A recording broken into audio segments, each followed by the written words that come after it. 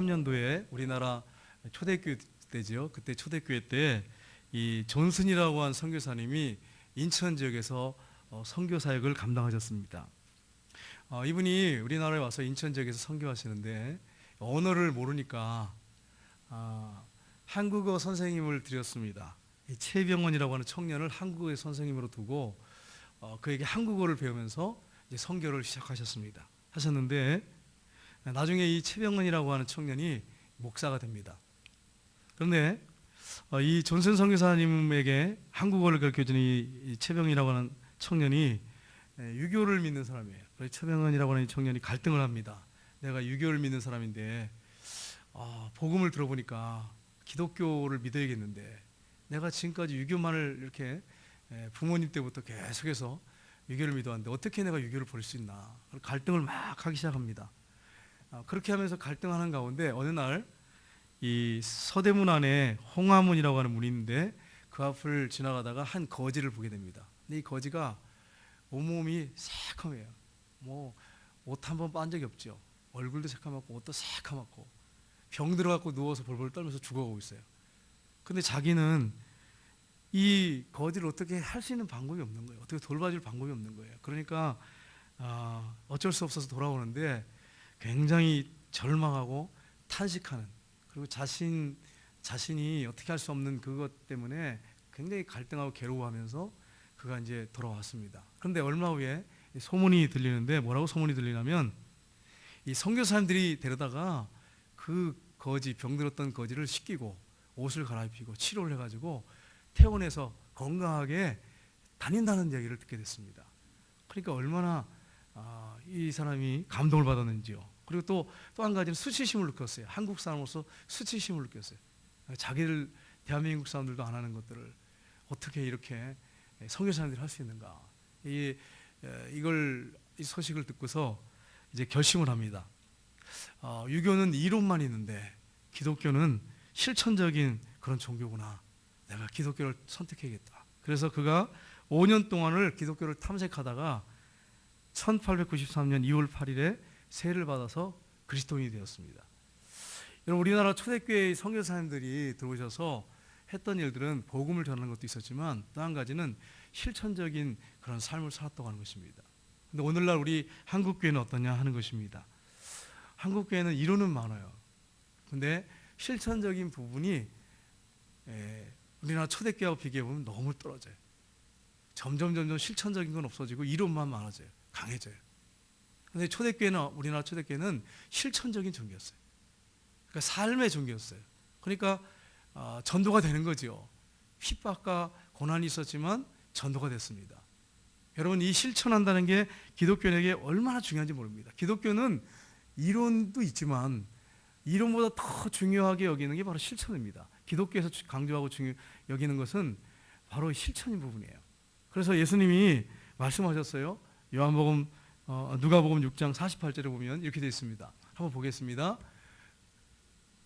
누가복음 6장 48절 맞습니까? 내가 잘못 봤나요? 제가 읽겠습니다. 너희는 나를 불러서 주여 주여 하면서도 어찌하여 내가 말하는 것을 행하지 아니하느냐, 이런 말씀이 있어요. 이게 제가 구절을 정확하게 잘못 쓴 것 같은데 말씀해 보니까 너희가 나를 불러서 주여 주여 그렇게 말하면서 어째서 내가 말하는 것을 행하지 않느냐, 이런 말씀이 있어요. 나중에 이제 구절을 말씀을 드리겠습니다. 찾아서. 그러니까 많은 사람들이 예수님을 주님 하고 따르면서 실제 삶 속에는 주님이 하신 말씀을 행하지 않는다는 거예요. 여러분, 그날에 이제 예수님이 재림하신 그날에 많은 사람들이 와가지고 특별히 믿는 사람들이 와서 주여 주여 내가 귀신을 쫓았습니다. 큰 권능을 행했습니다. 내가 선지자 노릇을 했습니다. 오늘날은 목회자겠죠. 목회를 했습니다. 그렇게 고백을 한다는 거예요. 근데 예수님 뭐라고 말씀하세요? 나는 너희를 도무지 알지 못하노니 나를 떠나가라. 불법을 행하는 자들아. 이렇게 말씀하셨다는 거죠. 이게 무슨 말씀입니까?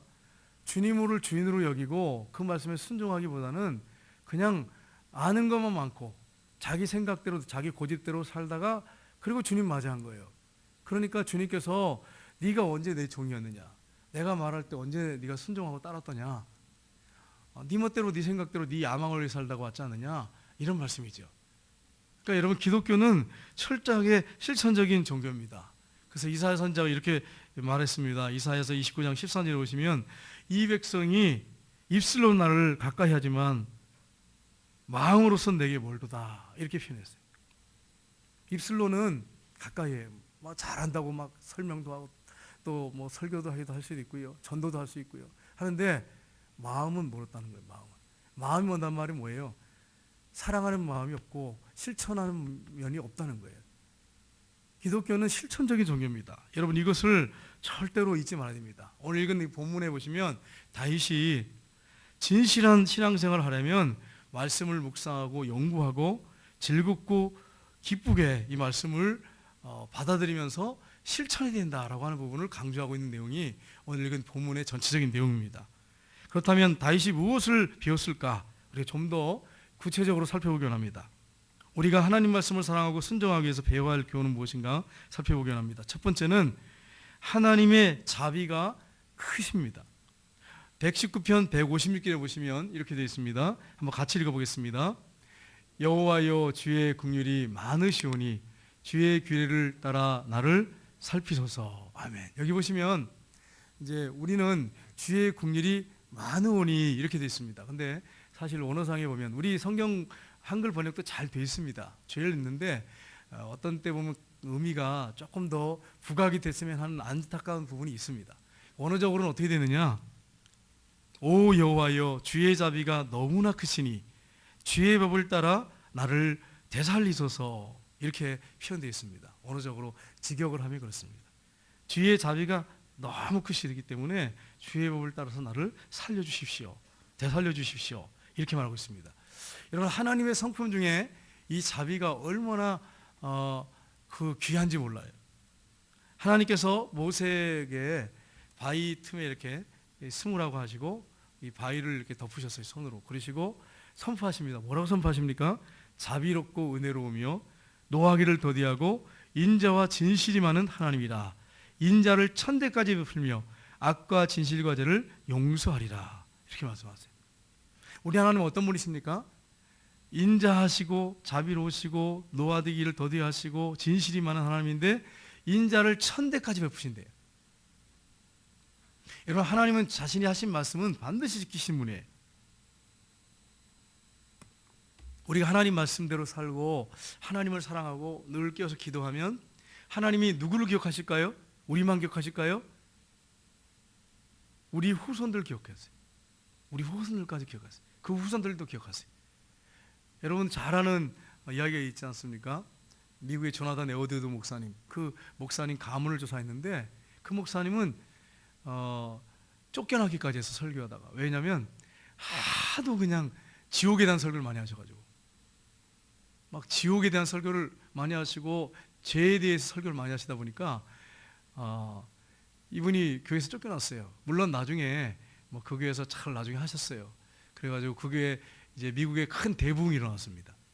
지옥에 설교하는데 성도들이 막 얼마나 회개가 터졌는지 의자에 앉지 못하고 전부 다 그냥 주저앉고 막 의자 밑에 기어 들어가서 하나님 앞에 막 회개하면서 하나님, 난 죄인입니다, 가슴을 치면서 애통하고 그러면서 미국에 큰 부흥이 일어났어요. 근데 그 조나단 에드워드 목사님 가문을 조사를 했는데 그 목사님 가문의 후손들을 지금까지 조사했는데 정말 범죄하고 감옥에 가 있는 그런 후손들이 없고요.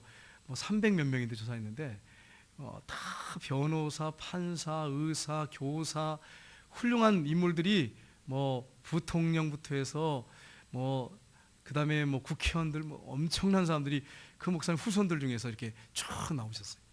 그러니까 여러분, 하나님을 경외하고 하나님 말씀대로 우리가 살아가면 하나님이 누구에게 축복하십니까? 자손들에게 축복하세요. 자손들 잊지 않으세요, 하나님께서. 그래서 우리가 믿음 생활 제대로 해야 됩니다. 형식적으로 하면 안 돼요. 정말 그래요. 깨워서 신앙생활 제대로 해야 돼요. 물론 우리가 온전하지 않아요. 그래서 방황도 하고 갈등도 하고 하지만 그러나 중심이 잡혀 있어야 돼요. 중심주가 딱 잡혀 있어야 돼요. 그래서 늘 마음이 하나님을 향해 있고, 그리고 기도하려고 하고 말씀 보려고 하고 말씀대로 살려고 하고, 그렇게 할 때 하나님이 기억하시고 여러분과 여러분 자손을 축복하신다고 하는 것을 여러분 잊지 마셔야 돼요. 여기서 하나님은 자비롭다 그랬는데 여기서 자비는 이 히브리어 보면 라함이라고 한다는데 긍휼의 감정을 얘기하면서 주로 사랑을 이 자비라고 표현했습니다. 히브리어는. 근데 헬라어는 보면 깊은 고통에 의해서 우러나오는 정서적인 관심, 그리고 적극적으로 도움을 주는 사랑을 내포하는 의미로 이 단어를 사용했습니다. 헬라어에서는. 그러니까 하나님이 깊은 고통 가운데 우리를 사랑하신다는 거예요. 여러분, 자녀들이 잘못된 길을 갈 때 여러분 어떻습니까? 부모의 가슴이 그냥 고통이 있죠. 아픔이 있죠. 그것처럼 하나님께서 우리를 마음의 고통을 느끼면서 그렇게 우리를 사랑하시기 때문에 마음의 고통을 느끼면서 깊이 우리를 사랑하면서 적극적으로 우리를 도우신다는 거예요. 하나님은 우리가 잘못된 길을 가도 우리를 바라보시며 사랑하시는데 고통을 느끼시면서 안타까워하시면서 우리에게 은혜를 베푸시고 그 자비를 베푸시는 것을 잊지 아니하십니다. 여러분, 이걸 잊지 마셔야 돼요. 그러니까 우리가 잘못된 길 가고 죄를 짓는데도 하나님께서 봐주시고 이런 것들은 우리가 의로워서가 아니에요. 내가 그래도 뭘 했기 때문에 하나님이 나를 용서하시고 이렇게 아무 일 없이 지내게 하시는구나, 그렇게 착각하시면 안 돼요. 하나님의 깊은 자비가 그 안에 있어요. 하나님이 고통을 느끼시면서도 우리를 사랑하셔서 도움을 주고 계세요.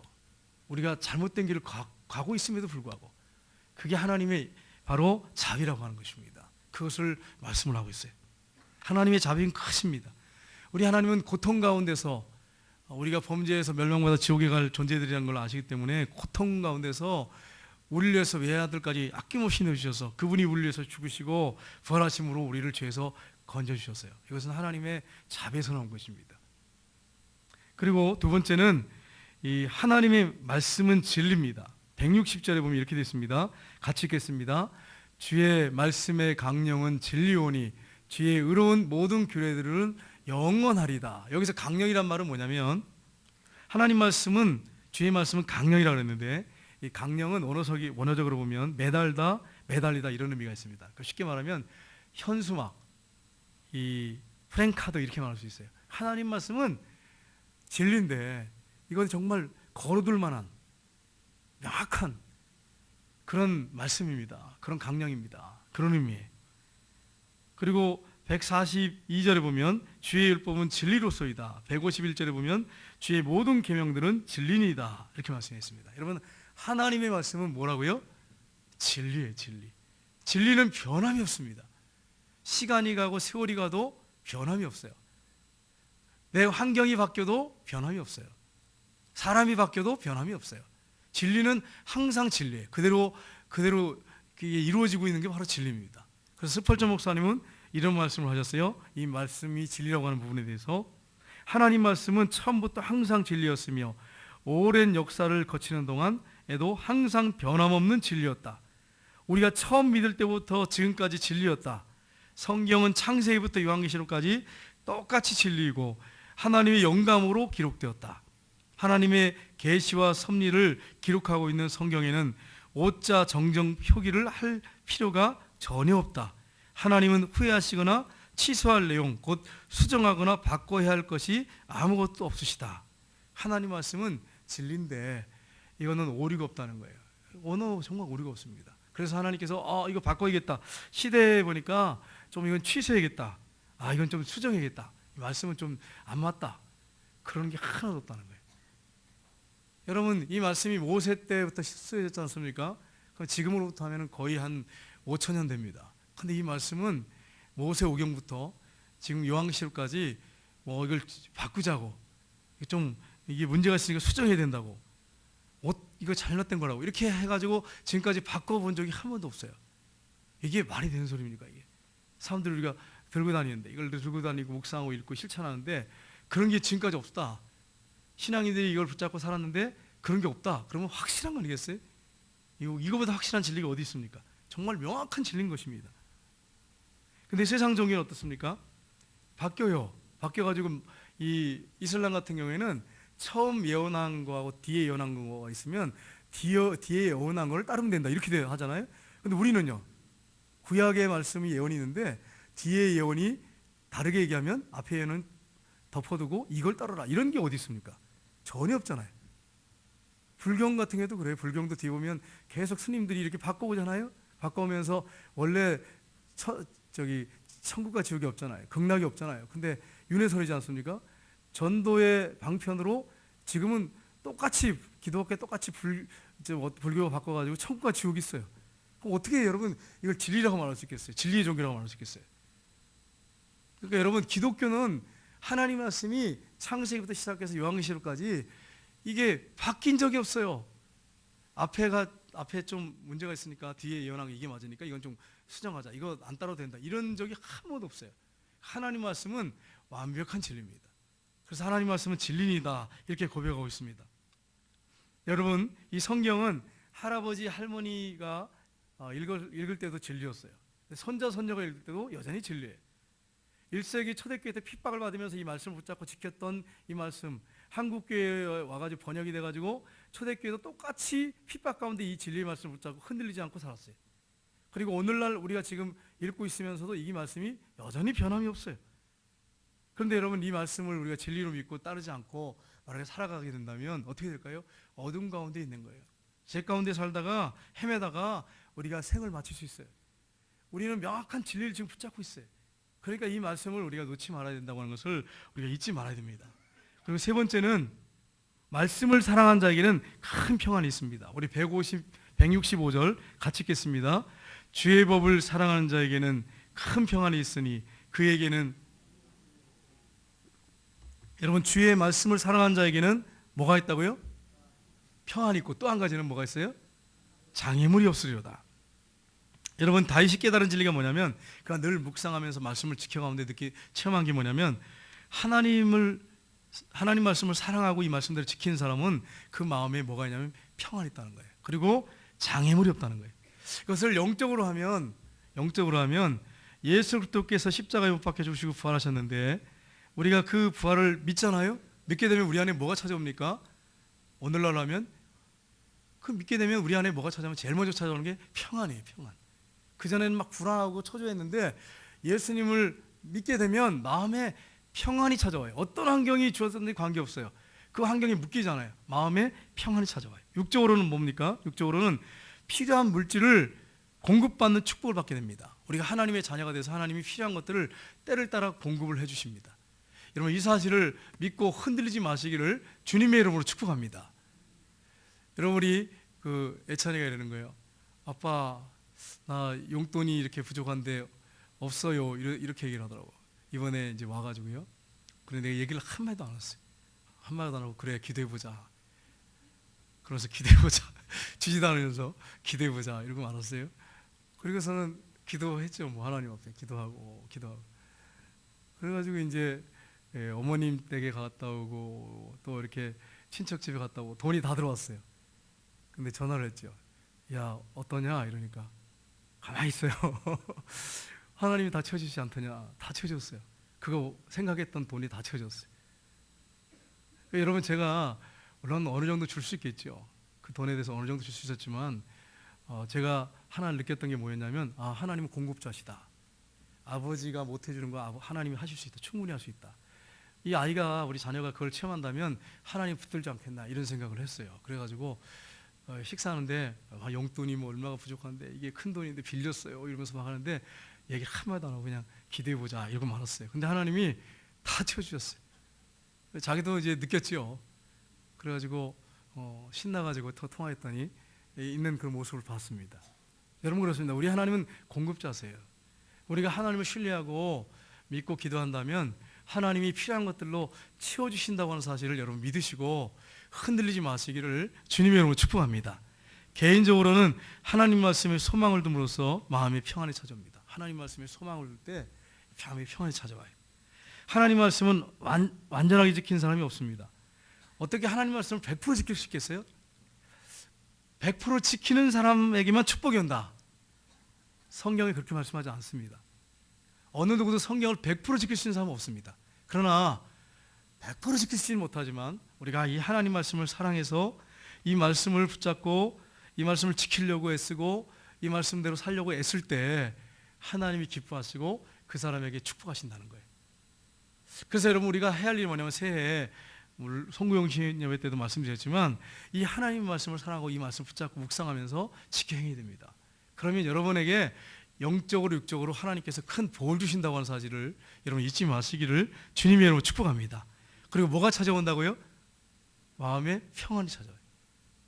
그리고 네 번째는 말씀을 사랑하는 자에게는 우리가 읽었지만 넘어뜨릴 만한 것이 없다. 장애물이 없다.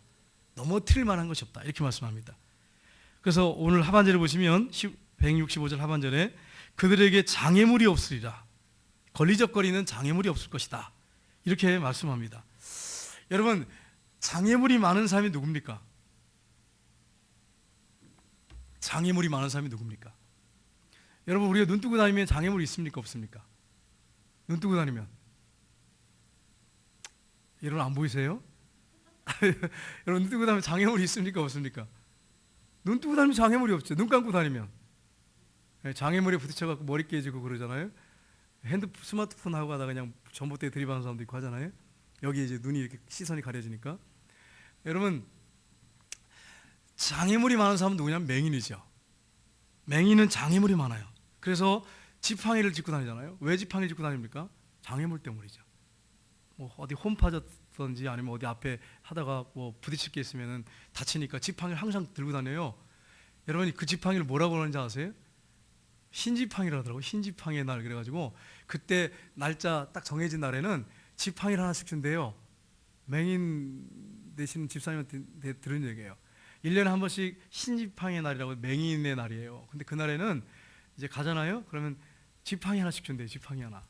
그걸 항상 해마다 준다는 거예요. 왜요?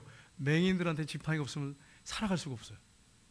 목적지에 절대로 맹인은 갈 수 없습니다. 왜냐하면 누군가 인도하지 않으면 목적지가 어딘지 알아야지. 캄캄한데 어디로 가? 동서남북 어디로 가요? 옆에 누가 손을 잡아주지 않으면 갈 수가 없어요. 지팡이 있어도 목적지를 못 가요. 지팡이가 있어도 장애물이 있잖아요. 곤란한 게 많아요. 힘든 일이 많아요. 그 맹인 집사님이 저한테 이런 얘기를 하더라고요. 목사님, 한 번은 지하철을 타러 갔다가 떨어졌다는 거예요. 그 지하철 밑을 떨어져가지고 못 나오면 어떻게 되면 죽는 거잖아요.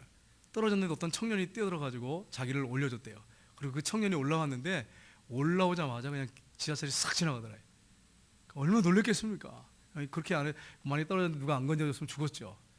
하나님 나를 살려주셔가지고 지금까지 이렇게 살고 있다고 그러면서 목사님 하나님의 은혜가 너무 감사하다고 그러더라고요. 여러분, 맹인에게는 장애물이 많아요. 근데 어떤 사람이 맹인이라고 예수님 말씀하셨어요?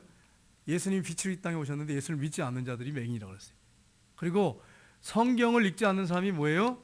맹인이에요. 그걸 아셔야 돼요. 성경을 안 읽는 사람은 맹인이에요. 왜냐하면 성경은 주의 말씀은 내 말에 등려 내 길에 비치니라 말씀했잖아요. 근데 이 말씀을 안 붙잡고 있어요. 그러면 맹인이죠. 맹인. 어디로 가야 될지 몰라. 어디로 가야 될지. 어떻게 살아야 될지 몰라. 어떻게 해야 하나님의 영광이 될지 몰라. 그러니까 맹인하고 다를 게 없는 거죠. 눈 뜨고 있지만, 육적인 눈을 뜨고 있지만 사실은 맹인하고 다를 게 없어요. 그래서 우리가 하나님 말씀을 붙잡아야 하는 것입니다. 여러분, 이 세상은 예측 불허의 세상이에요. 캄캄합니다. 점점 캄캄해지고 있어요. 죄가 간영한 세상이 되고 있어요. 그런 세상 가운데 우리가 살아갈 수 있는 방법은 뭡니까? 하나님 말씀 붙잡는 거예요. 그래서 이 말씀대로 살아갈 때 여러분 우리가 장애물이 없는 사람이 된다는 거예요. 장애물이 있어도 눈은 뜬 사람한테는 그것이 아무것도 장애가 되지 않습니다. 얼마든지 벗어날 수 있어요. 마찬가지로 우리가 하나님 말씀을 붙잡고 있으면 세상에 장애물들이 많지만 그것이 장애물이 아니에요. 그걸 얼마든지 뛰어넘을 수 있는 그런 크리스찬이 될 수 있다고 하는 것을 다윗은 고백을 하고 있습니다. 그 다음에 성경을 사랑하고 지켜나가기 위해서 해야 할 일이 무엇인가 하는 것입니다. 첫째는 일정한 시간을 정해놓고 매일 성경을 연구해야 됩니다. 묵상하고 읽는 것도 연구죠. 계속 그렇게 됩니다. 우리 164절 보겠습니다. 같이 읽겠습니다. 주의 의로운 규례들로 말미암아 내가 하루 7번씩 주를 찬양하이다. 여러분, 하나님 말씀 때문에 이걸 늘 읽고 묵상하는 것 때문에 하루에 몇 번 찬양한다고요? 7번. 하나님의 은혜가 감사해서 찬양도 하지만 하나님의 말씀 때문에 하루에 7번씩 주를 찬양하나이다. 그러면 여러분 여기서 추측할 수가 있습니다. 다윗이 성경을 하루에 얼마큼 봤다는 얘기예요? 매 순간순간 계속해서 매일같이 성경을 묵상했다는 거예요. 쥐하러 묵상했다는 거예요. 하나님 말씀을 늘 묵상하고 살았다는 거예요. 그래서 그것 때문에 하나님을 찬양하는 거, 말씀 때문에 찬양하는 거죠. 그런 삶을 다윗이 살았다고 이렇게 말씀을 하고 있습니다. 여러분 어떤 사람이 건강합니까? 여러분이 이렇게 보실 때 어떤 사람이 건강합니까? 어떤 사람이 건강해요? 네, 맞아요. 잘 먹는데 언제 먹는 사람? 시도 때도 없이 먹는 사람? 예, 맞아요. 제때 먹는 사람. 점심 때 딱 시간을 정해놓고 먹는 사람. 군대 가면 무슨 병이 고쳐지냐면 위병이 고쳐집니다. 왜 그럴까요? 딱 정해졌어요. 예? 7시에 식사, 딱 12시에 식사 딱 정해졌어요. 5시 반인가 식사. 요즘에 어떻게 하는지 모르겠어요. 정해져 있어요. 그러니까 그 시간에 예를 들어서 3년 6개월, 저희 있을 때 34개월 했는데 그렇게 먹고 나면 위가 고쳐져요. 위병도. 우리 현창인 권사님 저기 오셨는데 22부터 교사를 해가지고 40여 년을 교사하셨대요. 초등학교 교사. 근데 권사님이 이러시는 거예요. 그때는 시간을 딱딱 맞춰서 식사하니까 위가 건강하셨대요. 근데 딱 은퇴를 하고 나서 식사를 제때제때 이렇게 맞춰서 안 하시니까 위가 나빠진 걸 경험했다고 저한테 고백하시더라고요. 그러니까 여러분 봐요. 식사를 딱 제때제때 시간 맞춰서 하니까 뭐가 와요? 몸에? 뭐가 찾아왔어요? 건강이 찾아오잖아요. 근데 식사를 제때제때 맞춰서 하지 않으면 뭐가 옵니까? 건강을 잃어버려요. 몸이 나빠지죠. 위가 나빠지죠. 마찬가지입니다. 하나님 말씀도 동일합니다. 마찬가지로 우리가 규칙적으로 시간을 정해놓고 말씀을 읽고 묵상하는 시간을 정해놓고 계속 해야지, 반복해서 해야지. 이거 안 하면 영적인 건강을 잃어버려요. 그래서 영적 건강을 잃어버리면 뭐가 찾아오느냐? 영적으로 게을러집니다.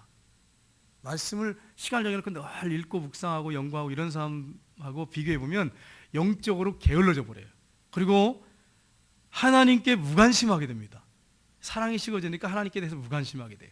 그리고 사단의 유혹에 쉽게 속아 넘어지고 죄를 져요. 죄를 쉽게 짓습니다. 그러니까 봐요. 영적 건강을 잃어버리니까 이런 일이 벌어지잖아요.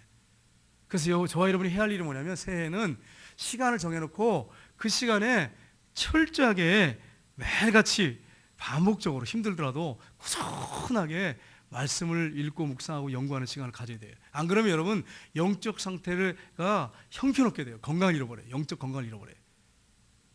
여러분 새해에는 이렇게 여러분 결심하시고 시간 정해놓고 말씀을 꾸준하게 이렇게 묵상하고 읽고 연구하는 그런 시간을 가지시기를 주님의 이름으로 축복합니다. 근데 여러분 이게 쉬운 거 아니잖아요? 근데 여러분 뭐는 잘하십니까? 뭐는 잘하십니까? 제가 보니까 크리스찬들 중에도 보면 드라마 시간을 정확하게 하세요. 기가 막히게 하세요. 자다가도 일어나서 봐요. 좋아하는 사람들 보니까 그래요. 그리고 멀리 나갔다가도 그 시간을 맞춰 들어와요. 그리고 요즘에는 또 이걸 방송 이렇게 녹화했다가 또 보잖아요. 또 볼 수 있잖아요. 그러니까 그게 그 전에 없을 때 보면 정확하게 그 시간에 들어와서 봐요. 근데 예배 시간인지 아닌지도 모르는 분도 있어요.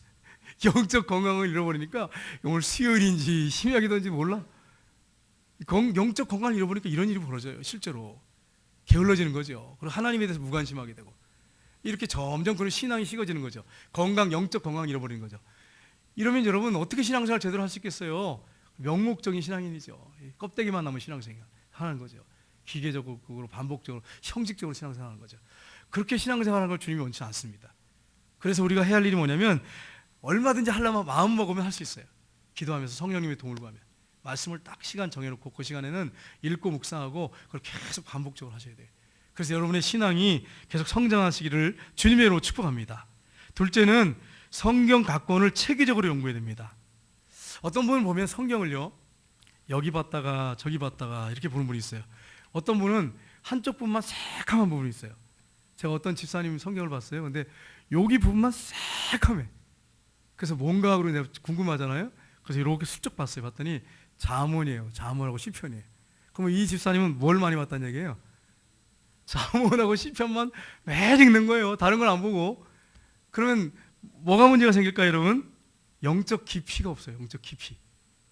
신앙생활 하는 건 문제는 없어요. 근데 영적 깊이가 없어요.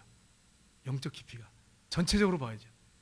어떤 분이 이렇게 보던 분이 있어요. 제가 전에 성기던 게 있던 분인데 아침에 시작할 때 하나님 아버지 오늘 나에게 필요한 말씀을 주시옵소서. 진짜 이렇게 보고 신앙생활 하시는 거예요. 진짜로. 저 신방 갔더니 그런 얘기하는 거예요. 어떻게 성경 보세요? 그랬더니 하나님 아버지 오늘 필요한 말씀을 내게 주시옵소서. 그러다 이거 아니네. 저주의 말씀도 있잖아요. 이거 또 기도하고 다시 피고 이게 이렇게 돼가지고 이게 어떻게 영적 깊이가 있겠어요? 어떻게 신앙생활 제대로 할 수 있겠어요? 혹시 여러분 중에 그런 분 계시면 빨리 이게 바꾸셔야 돼. 바꾸시고 안 보는 것보다 낫지만 빨리 바꾸셔야 돼. 바꾸셔가지고 성경을 창세기부터 체계적으로 이렇게 쭉 순서를 정해가지고 계속 읽어나가시기를 주님의 이름으로 축복합니다. 그렇게 하지 않으면 영적 깊이가 없어요. 하나님께서 우리에게 원하시는 게 무엇인지 몰라요. 여러분 건강을 잃어버리는 게 또 하나가 뭡니까? 편식하는 거죠. 편식하는 거. 예를 들어서 요즘 막 학생들 보니까 햄이라든지 뭐 소세지라든지 이런 거 좋아하잖아요. 컵라면 계속 이것만 먹어요. 식사 안 하고. 그럼 어떻게 되겠어요? 여러분 생각해 보세요.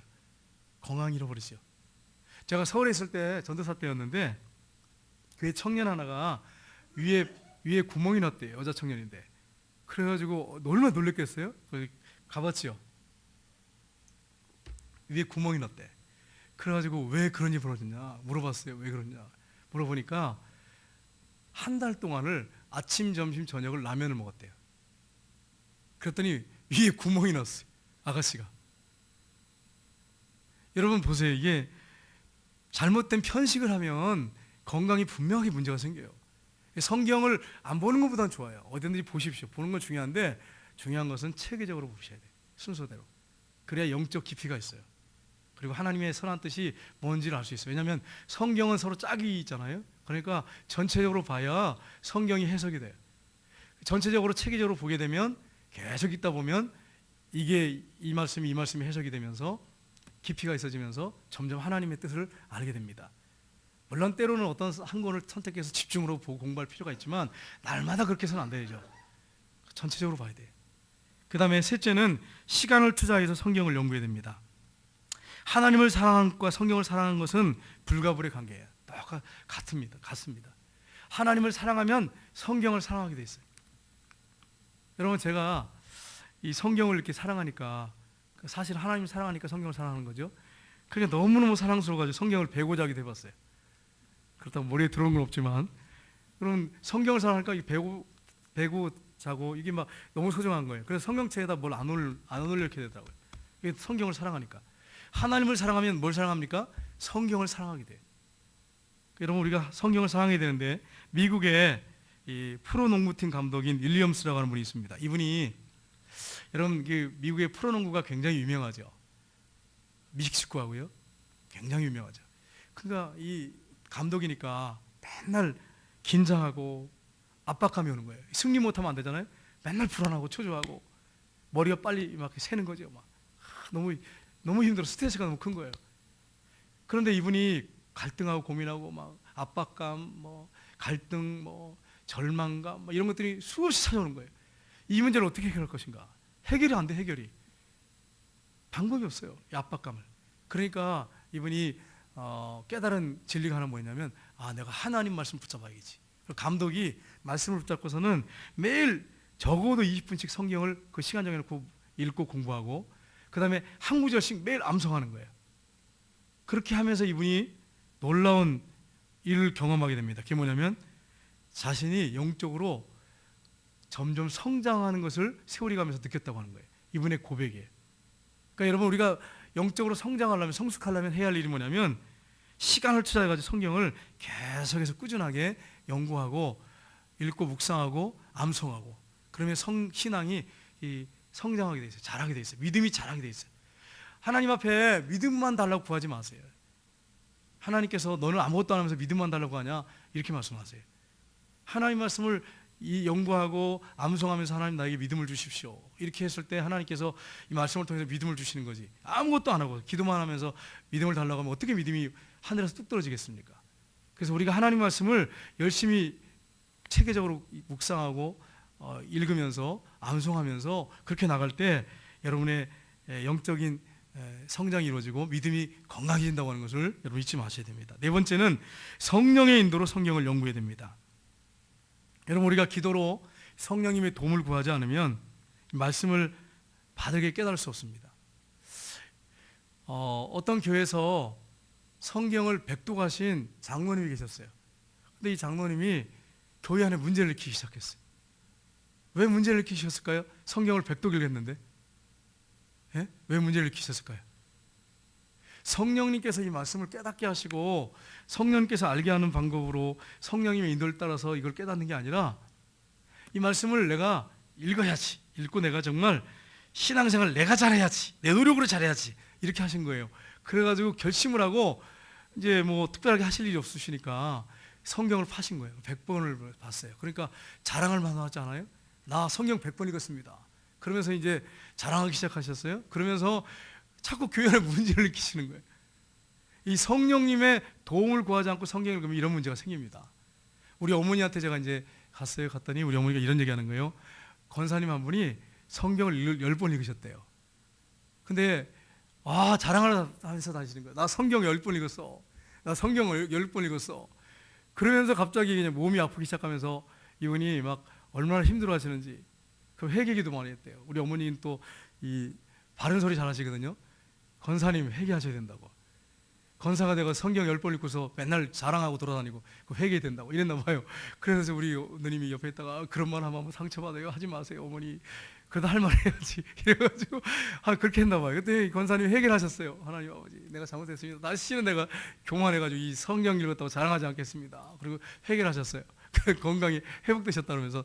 그러면서 권사님 고백이 뭐냐면 다시는 내가 성경 10번 읽었다고 자랑하지 않겠다고 그러시더라는 거예요. 여러분 성경을 읽는데 성령님의 도움을 구하고 성경을 읽어야지 내가 막 지식으로 내 노력으로 막 깨닫고 내가 이 노력으로 말씀을 읽고 내가 지켜 행해야지 이게 내 인간적인 힘 가지고 하면 이런 문제가 생기는 거예요. 성령님께서 이 말씀을 바르게 깨닫게 하십니다. 바르게 깨달아야 바르게 알아야 바르게 실천할 거 아니에요. 성령님이 깨닫게 하시지 않으면 바르게 깨달을 수 없어요. 예수님 뭐라고 말씀하셨어요? 성령이 오시면 모든 것을 가르치시고 모든 걸 생각나게 하시고 모든 진리 가운데로 인도해 주시고 내 것을 가지고 너에게 알려줄 거다. 이렇게 말씀하셨잖아요. 성령은 누구십니까? 보혜사 하시잖아요. 옆에서 우리 곁에서 도우시는 분인데 스승이세요. 그분이 우리를 도우십니다. 그분이 깨닫게 할 때 이 말씀을 바르게 깨닫고 여러분이 실천할 수 있는 거지 내 노력과 내 지혜 갖고 지식 가지고 안 된다고 하는 거예요. 성령님의 철저한 도움이 필요합니다. 여러분 성령님이 얼마나 세밀하신지 몰라요.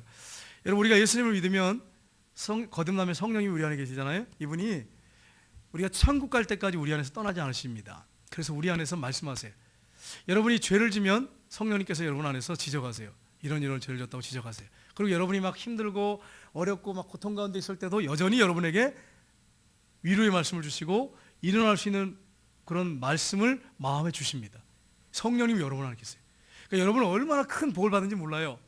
제가 전에 이제 몸이 아파갖고 누워가지고요 꼼짝하지 못하겠더라고요. 너무 힘들어가지고 아파갖고 전에 그런 일이 있었거든요. 근데 놀라운 것은 성령님께서 내 안에서 말씀하시더라는 거예요. 여러분 아무것도 내가 할 수 없었어. 그런데 내 안에서 성령님이 말씀하세요. 내 마음 안에서. 그러니까 여러분 보세요. 예수님 믿는 사람은 얼마나 복받은 사람입니까? 근데 이렇게 생각하는 분이 있어요. 목사님 나는 외로워요. 나는 언제나 혼자예요. 그런 분들이 계세요. 여러분 절대 혼자 아니에요. 성경이 뭐라고 말씀했어요? 성령을 우리가 거듭나가지고 봤잖아요. 그러면 도장을 찍으셨대요. 도장을 성령으로 도장 찍으셨대요. 성령께서 보증이 되신다고 말씀하세요. 보증. 천국 갈 때까지 우리 심령에 들어오셔서 보증이 되어주세요. 성령의 기름 부으심 우리 안에 있어서 그분이 우리를 가르쳐주세요. 그래서 요한일서에 보면 뭐라고 말씀했어요? 어느 누구도 너희를 가르칠 필요가 없고 너희 안에 기름 부으심이 있나니 그 기름 부으심이 너희에게 모든 걸 가르쳐 주시리라. 그렇게 말씀했잖아요. 이 기름 부으심이 누굽니까? 성령님이시죠. 그래서 여러분 옆에는 누가 있어요? 최고의 스승인 누가 계세요? 성령님이 계세요. 그래서 여러분 최고의 선생님이 여러분 곁에 계시니까 그분에게 도움을 요청하십시오. 그리고 여러분 성경 주십시오. 성령님이 최고의 스승이신데 성령님을 무시하고 사는 분들이 너무너무 많아요. 성령님께서 여러분 곁에 계세요. 그래서 여러분 우리가 복 있는 사람이에요. 그분의 도움을 요청하고 그분의 인도 따라 성경을 보셔가지고 여러분이 진리의 말씀을 바르게 깨닫고 그렇게 신앙생활할 때 여러분의 생이 복된 생이 되시기를 주님의 이름으로 축복합니다. 기도하겠습니다.